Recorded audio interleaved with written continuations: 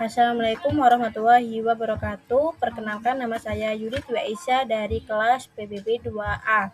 Di sini saya akan menjelaskan tentang perbedaan konsep lembaga dan organisasi dalam konteks pertanian, khususnya di wilayah saya, yaitu di Kabupaten Pasuruan. Sebelum ke pembahasan selanjutnya, kita bahas latar belakangnya dulu ya. Yang pertama yaitu Kabupaten Pasuruan memiliki karakteristik agraris yang kuat, seperti halnya Kabupaten Pasuruan ini mempunyai sawah yang terbentang luas serta mempunyai sumber daya air yang melimpah.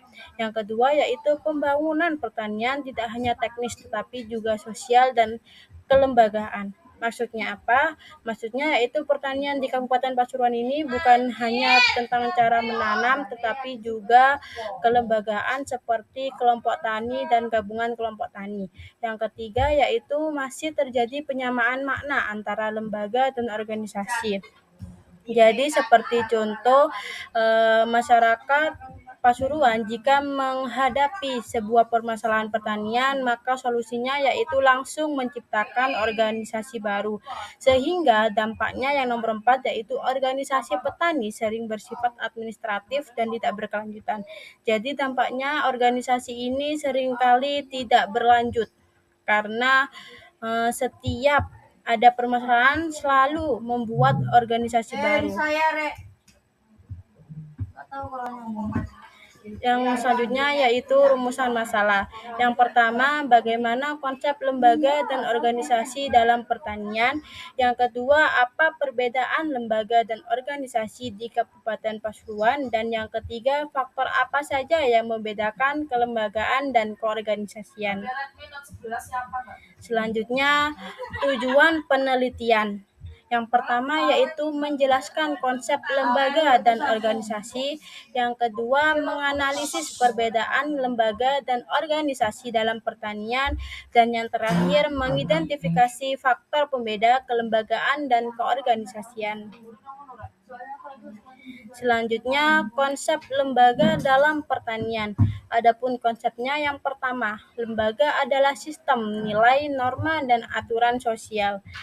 Yang kedua, terbentuk melalui proses sosial yang panjang. Yang ketiga, mengatur perilaku dan kerjasama petani. Maksudnya apa? Karena lembaga ini adalah sistem nilai norma, jadinya bisa mengatur perilaku dan kerjasama petani dengan baik. Yang terakhir, contohnya yaitu seperti gotong royong, pola tanam serempak. Fungsi lembaga pertanian yang pertama yaitu mengontrol perilaku sosial petani. Kenapa? Karena lembaga sendiri adalah nilai norma, jadinya bisa mengontrol perilaku sosial petani.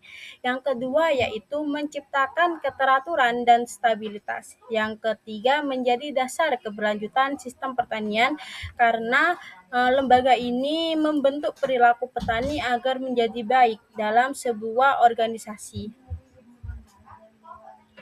Yang selanjutnya yaitu konsep organisasi pertanian. Tadi konsep lembaga pertanian, sekarang konsep organisasi pertanian. Yang pertama yaitu organisasi adalah wadah formal atau terstruktur. Yang kedua memiliki tujuan, struktur, dan pembagian tugas. Artinya yaitu memiliki pengurus seperti ketua, sekretaris, dan sebagainya. Yang terakhir yaitu contohnya yaitu kelompok tani, gapoktan, koperasi, dan sebagainya. Selanjutnya, fungsi organisasi pertanian sendiri yang pertama yaitu meningkatkan efisien usaha tani, yang kedua memperkuat posisi tawar petani, yang ketiga mempermudah akses bantuan dan program pemerintah. Selanjutnya, relasi lembaga dan organisasi. Lembaga dan organisasi pasti saling keterkaitan karena organisasi tanpa adanya lembaga, maka organisasi itu tidak akan berlanjut. Dan lembaga juga tanpa adanya organisasi tidak akan terbentuk. Yang pertama yaitu lembaga sebagai landasan nilai dan aturan. Pasti, karena lembaga sendiri artinya yaitu nilai dan norma. Yang kedua yaitu organisasi sebagai alat pelaksana, jelas. Yang ketiga, lembaga jiwa. Sedangkan organisasi raga, apa artinya? Lembaga jiwa, yaitu nilai dan norma dalam diri manusia tidak nyata. Tapi kalau organisasi itu bentuk nyata dari nilai dan norma itu. Seperti halnya nilai dan norma itu diimplementasikan kepada perilaku petani seperti membentuk kelompok tani. Jadinya organisasi itu raga. Yang terakhir yaitu organisasi kuat memerlukan kelembagaan yang kuat pasti.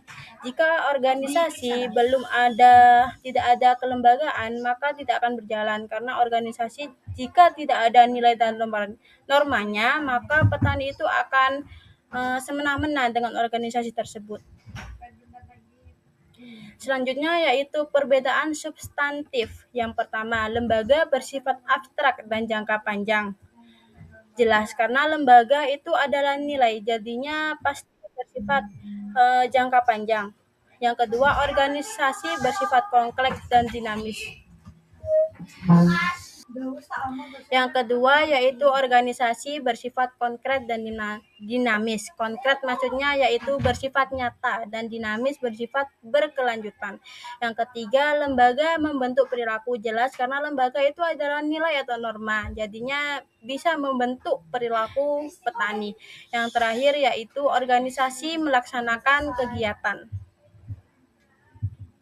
Selanjutnya faktor pembeda. Yang pertama, lembaga sendiri, yaitu orientasi nilai dan norma sosial. Yang kedua, proses pembentukan dan perkembangan, karena lembaga itu adalah nilai dan norma, jadinya membentuk karakter dari seorang petani.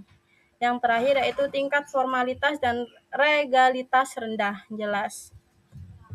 Selanjutnya, faktor pembeda organisasi. Yang pertama yaitu struktur dan pola hubungan. Yang kedua, fungsi sosial dan operasional. Struktur dan pola hubungan ini seperti halnya organisasi mempunyai pengurus seperti ketua, sekretaris, fungsi sosial sendiri dan operasional yaitu seperti halnya gapoktan, kelompok tani. Yang terakhir yaitu keberlanjutan dan ketahanan, karena adanya nilai dan norma di dalam organisasi, maka juga ada pengurusnya juga resmi dan formal, makanya bisa keberlanjutan dan bisa bertahan.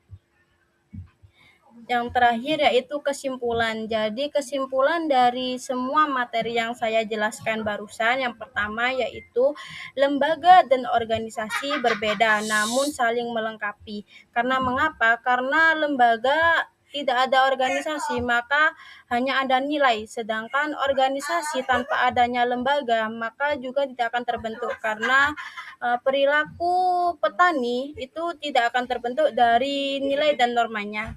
Yang kedua yaitu masalah utama. Masalah utamanya yaitu lemahnya kelembagaan bukan karena jumlah organisasi. Jelas, lemahnya kelembagaan bukan karena jumlah organisasi. Yang kedua yaitu masalah utama, lemahnya kelembagaan bukan karena jumlah organisasi. Jelas, karena lemahnya kelembagaan itu dikarenakan tidak adanya nilai dan norma. Sedangkan jumlah organisasi bisa banyak karena adanya tanggung jawab serta nilai yang norma yang tinggi. Selanjutnya yaitu penguatan kelembagaan perlu menjadi prioritas pembangunan pertanian. Sekian presentasi dari saya. Mohon maaf apabila ada kesalahan. Wassalamualaikum warahmatullahi wabarakatuh.